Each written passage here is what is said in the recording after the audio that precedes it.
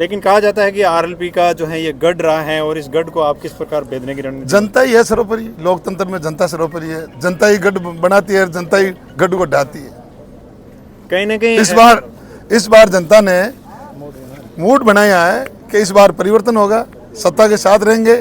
जो 20 साल से खिवसर का विकास अवरुद्ध है वो विकास होगा, और विकास तभी होगा जब सत्ता के साथ रहेंगे। पार्टी का बहुत बहुत आभार। पार्टी ने एक किसान पुत्र को दूसरी बार मौका दिया, लेकिन जनता की, खिवसर की जनता की आवाज़ थी। ये टिकट है वो जनता का है, 36 कौम के किसान का, किसान कौम जो यहाँ धरातल पे है, और आम कार्यकर्ता को ध्यान में रखते हुए भारतीय जनता पार्टी के हमारे वरिष्ठ नेता उन्होंने समझा कि 36 कौम की आवाज़ ही, तो इस बार ये टिकट है वो जनता का टिकट है। जनता खुद चुनाव लड़ेगी। जयराम जी, बहुत सारी दावेदारियां अगर हम बात करें तो मंथन हुए, सब बहुत कुछ हुए, तो हो सके कि पार्टी के कुछ कार्यकर्ता हैं वो नाराज भी होंगे, तो उनको किस प्रकार साथ? नहीं, कोई नाराज नहीं। सब पार्टी के वरिष्ठ नेता है, सब हम साथ हैं, सब साथ मिलकर चुनाव लड़ेंगे। और इस बार भारी मतों से भारतीय जनता पार्टी खिवसर उपचुनाव में भारी मतों से विजय होगी। लेकिन कहा जाता है कि आरएलपी का जो है ये गढ़ रहा है और इस गढ़ को आप किस प्रकार भेदने की रणनीति? जनता ही है सर्वोपरि, लोकतंत्र में जनता सर्वोपरि है। जनता ही गढ़ बनाती है, जनता ही गढ़ को ढाती है। कहीं ना कहीं इस बार जनता ने मूड बनाया है कि इस बार परिवर्तन होगा, सत्ता के साथ रहेंगे।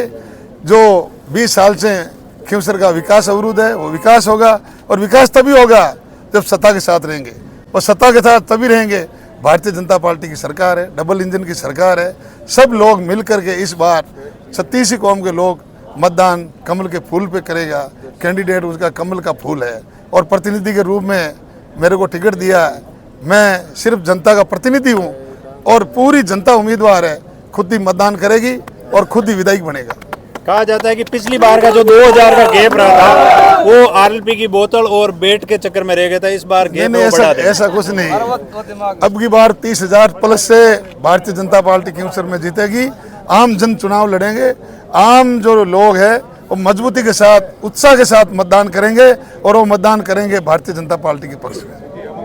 आप जो है यहाँ अगर हम बात करें तो उस चुनाव के बाद लगातार सक्रिय थे, तो ये जो खिवसर क्षेत्र हैं कहीं ना कहीं ज़्यादातर वोट हैं जो जाट समुदाय के हैं, और जाट समुदाय के 2 कैंडिडेट उतरते हैं। तीसरा, अगर कांग्रेस गठबंधन नहीं करती है तो क्या कांग्रेस मजबूत बन के निकल सकती है?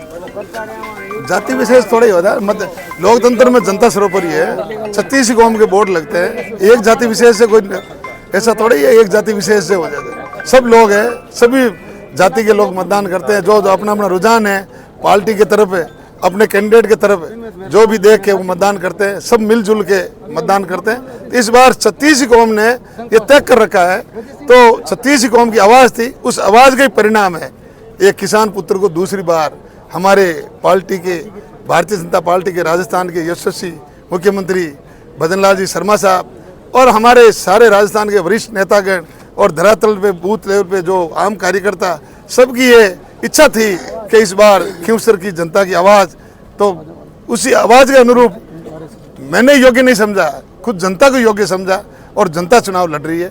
पिछला भी चुनाव 23 में जनता लड़ा, इस बार तो पूरा जनता ने मूड बना के रखा है। भारी मतों से यहाँ भारतीय जनता पार्टी खिवसर उपचुनाव में इस बार विजय होगा, कमल खिलेगा, और भागीदारी रहेगी, और क्षेत्र का जो अवरुद्ध विकास है वो विकास होगा। भागीदारी रहेगी। बहुत बहुत धन्यवाद। और जनता का जो है